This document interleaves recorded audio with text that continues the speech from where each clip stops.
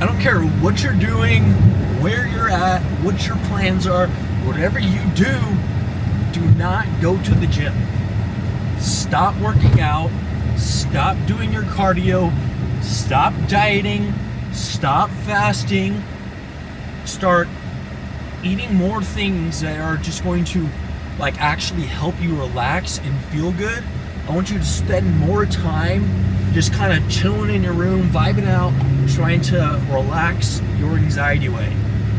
I want you to stop spending so much time doing so many things that's gonna clutter up your mind space and make you feel like, oh, I have to go to the gym. Oh, I really want to go out and eat this new restaurant that I found that I love, but you know, I'm on a diet, so I can't. Stop all that bullshit.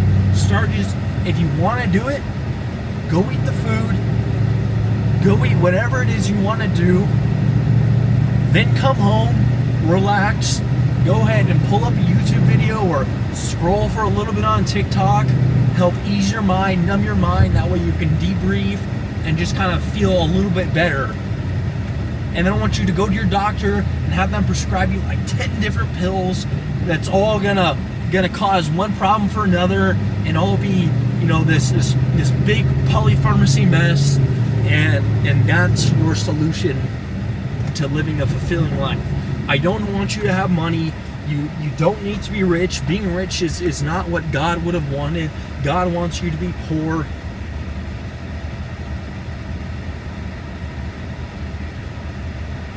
What?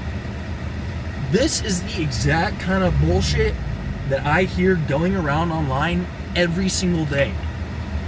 All that shit that I just said, that's the exact advice that doctors that have licenses are giving you. Your therapist that has a license is giving you. All the TV commercials, all these big companies that have licenses and a lot of money, all these churches that have so much power are telling you that you shouldn't have money, that you should be broke, that God doesn't want you to have money. What kind of nonsense is that?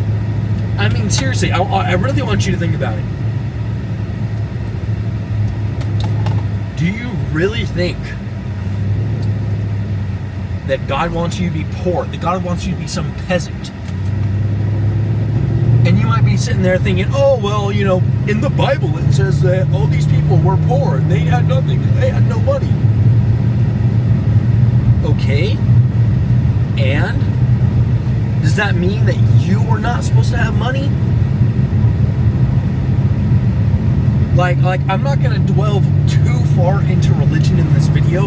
And the point of this video isn't to shit on any kind of religion, because I love to grab stuff from each and every religion, because my view is that it's all kind of the same thing under the same umbrella, and everyone generally believes the same thing, just that it's coming from a different place, different book, whatever it may be. So whether you want to call it God, the universe, whatever it may be, my viewpoint is that you should do things that get you closer to God or your higher power or the universe or whatever it is you call it, and grab things from each of these books and find the path that is right for you and that allows you to live to your truest, fullest self, and that's going to bring you to your highest potential, and that's what getting close to God is. But that's as far as I'm going to go for the most part on the whole religion thing. But it's like, do you really think that you were meant to be poor your whole life? That you were meant to struggle your whole life? Now, yes, I do believe that we are meant to struggle. We are meant to go through these hard times. That's why you see, like, you know, a lot of these people that were born into really rich families and were born and had really, like, a lot of money, and it wasn't, the kid didn't have to work to actually earn that money. That's why you see all these people where those are the ones that are depressed. Those are the ones that, you know, hate their life and struggle. And then you hear the stories and people are like, oh, you know, so-and-so celebrity says that they always felt like an outcast and they always felt miserable.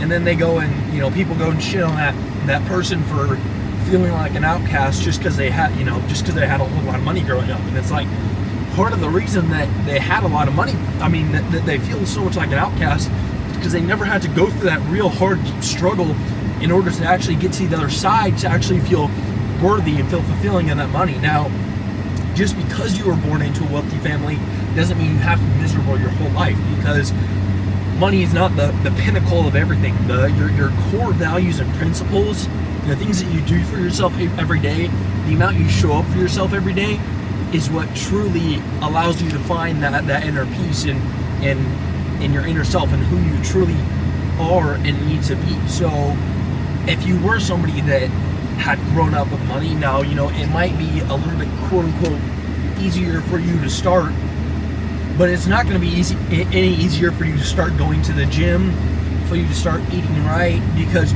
we all have the same general brain makeup. Now, each and every person, everyone's neurochemistry is a little bit different, everyone's body's a little bit different, so everyone's body reacts differently to different things.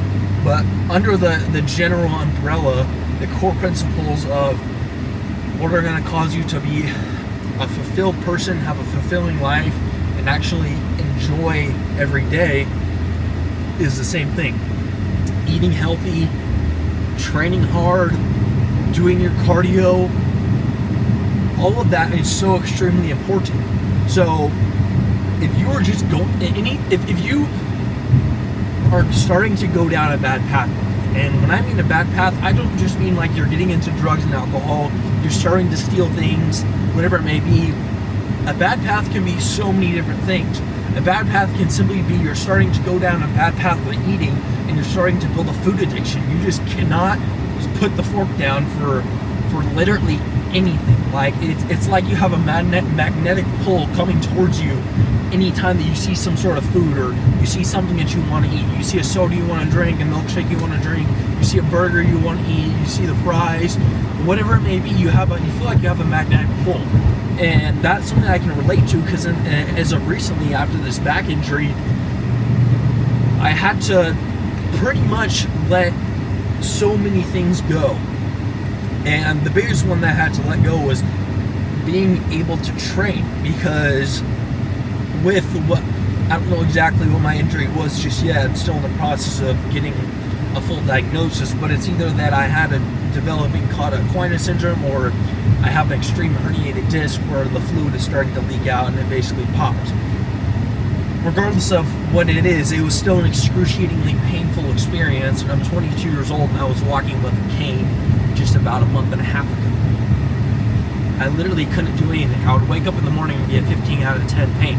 So I cannot train, I cannot exercise, because I was at too much of a risk of losing my ability to walk and paralyzing myself from the waist down if I strained my body too much. And although that was an extremely painful experience, and it tore me down, and it made me feel like I had to start completely from the beginning, it was still something that I needed. I still needed that struggle. I still needed to be reminded what it's like to be sent back to the beginning, because so many of you guys are starting from there and starting from that beginning point, and you just don't know where to go. So by me having to re-experience that, I have just pulled myself back out of that, and I am like fresh in the moment, and I know exactly how it feels. And when you are not training, when you are not dieting, now I could have been dieting, and I have no excuse to the reason why I wasn't dieting as hard as I could have been, but it becomes extremely easy when you're not training and kind of not doing a whole lot to start to let yourself fall into that hole, that magnetic pull that like tasty food really comes in. So I started to build up this mild addiction to just constantly wanting to eat more and more and more. And instead of losing weight on my cut, I had begun to gain fat and lose muscle because I wasn't training. And that is something that was not fun to live through. And for about a whole month, I just spent so much time fighting it, trying to tell myself, no, I'm not losing muscle, no, I'm not getting on fat, and giving myself all these excuses so I would feel better. But all it did was just made me more and more stressed. I would lay down in bed at night, and I just had these racing thoughts that could not get out of my mind. My legs were constantly like aching with that restless leg syndrome, where I just cannot ever feel relaxed. And part of that does have to do with the nerve damage that I have in my back and my legs. So that part of that is something that I just literally can't get rid of. But the other part of that is just the anxiety and the fight or flight mode that I got my body perpetually stuck in. And I have finally gotten myself out of it, and I'm finally able to sit back down and relax and feel good again and know I'm on the right path. But I didn't get back on that right path by going to a doctor and getting 10 million prescriptions and polypharmacying the hell out of myself. Now, if you don't know what polypharmacy is, that's basically where you have one drug that you're taking or one prescription. Anything that is a chemical compound is a drug. So a drug doesn't just have to be something bad. But you have one thing that you're being given by a doctor, or whether you get that yourself, and then that one thing causes side effects, so you have to take another thing, and that thing causes side effects, so you have to take something else. And the word for taking one thing after another to fix the problems that one thing is causing is called polypharmacy. And now polypharmacy gets a really bad rap as well, because polypharmacy doesn't have to be something bad. There are things that you take that are going to cause a side effect, so then you take something else to fix that side effect. But that doesn't always have to be a bad thing. But there's so many doctors and so many people that take things and then they polypharmacy themselves in a way that is not good, and they do it in a way where they're taking something that they don't even need in the beginning, or that isn't even good for themselves in the beginning, and then they're taking more stuff that's even worse. But since polypharmacy gets such a bad rap, people that might be using things like testosterone replacement therapy or some form of hormone replacement therapy won't be willing to take a blood pressure medication to manage their blood pressure, when that's something that is extremely important for not just your brain, because some of these medications have like true benefits to your cognition, but it's also important for your heart health, to keep your heart healthy. And just because you're taking a blood pressure medication does not mean that's a bad thing. And I apologize if it's really dark in here. I'm driving out at night. I don't know if that's going to mess with the camera too much yet. But there's so many people that won't want to take something to solve a problem because of the bad rap that polypharmacy gets. Jeez, I can't English. And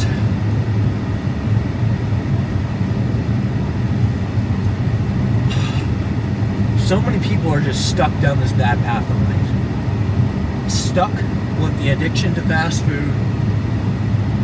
Stuck with the addiction to some substance, alcohol, weed, painkillers, whatever it may be. Stuck with an addiction to soda. Stuck with some medication that a doctor or a therapist prescribed them they probably don't need. Now, in no way, I am not a licensed doctor or physician or anything, so everything I say is just my beliefs and my view on the world. So take everything with a grain of salt. But now that I've got that disclaimer out there, I can continue. A great example of something would be like antidepressants, or typically known as SSRIs. There's a bunch of different ones, but doctors will prescribe someone an SSRI in an extremely high dose, something way higher than what they need, because these people that come in, they just want a quick fix, and they just want the answer to their problems right away. And an SSRI can be an amazing drug, and they are, but these people are getting prescribed things like citrulline or Zoloft at 50, 100, 200 milligrams, which is insane. Because the way those things work is that you start taking them in extremely lows, 10, 15, 25 milligrams, and you have to be taking them for 4 to 6 months for them to even start working. Because the whole point of those drugs is to start a process called neurogenesis, which is basically where your brain starts to create new neurons, which then causes mental repair. It causes your brain to start being repaired, and that fixes a problem. That fixes their depression. And if there's something really instant that you just like need an instant fix, I mean, your only option really is to go with something like cerebrolysin, and that's going to cause that instant neurogenesis.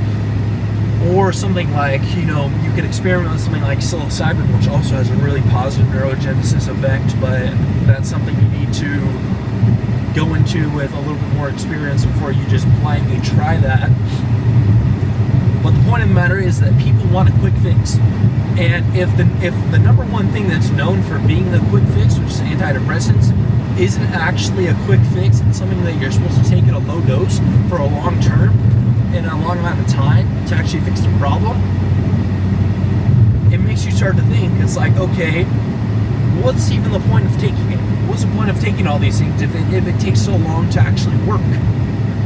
And there are, certain cases where that would be the right thing to use, but when you are using something that is causing neurogenesis, you need to still be practicing positive habits so that your brain does not get neurogenesis and start to attach bad habits. So anytime your brain is creating new neurons, you're basically putting your brain into learning mode. That's a great way to think about it.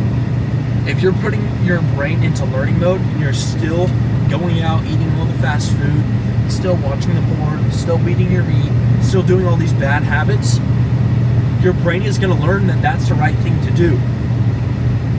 And it's going to cause problems. But if you start practicing positive habits, you start practicing exercise, you start practicing resistance training, you start journaling, you start getting proper sleep, your brain is going to learn that that's what the right thing is to do, and you're going to get a positive association every time you do those things. So back to what I was saying, the core principle still stands that the only thing that truly matters is that you need to start getting better sleep, you need to start eating better, and you need to start training. Because if you just do these three things right now, you're going to see a positive difference in about a week. And then in about a month, you're going to see an even bigger difference. And then in 3 months, 6 months, 9 months, you're going to start to see huge improvements. And then next thing you know, it's going to be 2, 3, 5 years later, and it's going to be like none of those negative things in life even ever mattered. And all those things that you thought were such a big problem that were going to tear you down so bad and ruin your life just so happened to be stepping stones that led into your story that you have today. But if you don't start doing all the stuff that you need to be doing, and if you already are doing those things, diet, training, cardio, resistance training, and you still don't feel right, then that's the time where you need to start focusing on your sleep and increasing that intensity. Because over time, you still need to practice with progressive overload. You still need to turn up the intensity. Otherwise, you're going to get used to it and you're going to go back to feeling numb. And people will be like, oh, well, that's pointless. If you constantly have to do more and more and more and you're chasing a new high all the time, what's the point of even doing it? That's unhealthy. It's not. It's not unhealthy to constantly want to chase more, to want to become more of yourself, to want to become better. But where did this idea come from that it's bad to constantly be chasing a better life? It came from all these people that want to keep you down and want to keep you sad and depressed. And yes, you still need those times where you feel the pain. You still need those times where you have the struggle. But over time, you need to learn to enjoy that struggle because you know that is part of your story, and that's what's actually going to push you forward even more. Because if you never go through that struggle and it's just all good, when something bad comes up, you're going to be wrecked and you're not going to know what to do with life. And then you're going to be right back to the start. But since you've already gone through that struggle, since you've already pushed past that mental roadblock, it's going to pull you so much further forward, and you're going to do so much more. You're going to accomplish more. But you're never going to get that dream life that you really want unless you start doing more.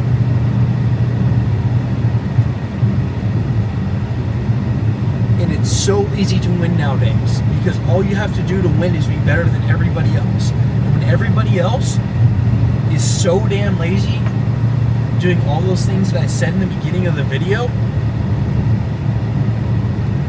You really don't have to do that much to be better than them. And I mean, this idea of not wanting to do anything and that being okay and still being able to live a mediocre life with not doing anything is still so new. You go tell people way back when they used to have to work their asses off to make a small wage what you can do now, and the fact that people are complaining about doing anything now, they look at you like you're crazy. But yet you're still sitting there doing nothing about it, and you're still probably going to watch this video and not do anything about it. You're not going to make a change. And I don't know why. I don't know why you would want to continue living this awful life that you're living and hating every single day. And even if you don't absolutely hate every single day, even if it's just okay, it's going to lead into you hating every single day. And the double-edged sword with this is that when you start on your journey, in the beginning, you're going to have this like feeling like you're going slightly backwards, because your body's not going to be used to this change that's happening. Your body's going to have to learn to adapt. You're going to start to feel a little bit worse on some days. But then you're going to start to go forward more and more and more. And then you're going to build up this momentum that just does not stop. And nothing's going to be able to stop you. And you're going to be unbreakable, unstoppable. And if that's something that you truly want, if that's a life that you really want to live, to be unstoppable, to have that dream physique, to be able to just say whatever's on your mind and not have to worry about it, and you really don't know where to start, and you do feel like you're truly lost, send me a DM on Instagram and I will personally help you. And we will make sure you get on the right path so that you can win in this life.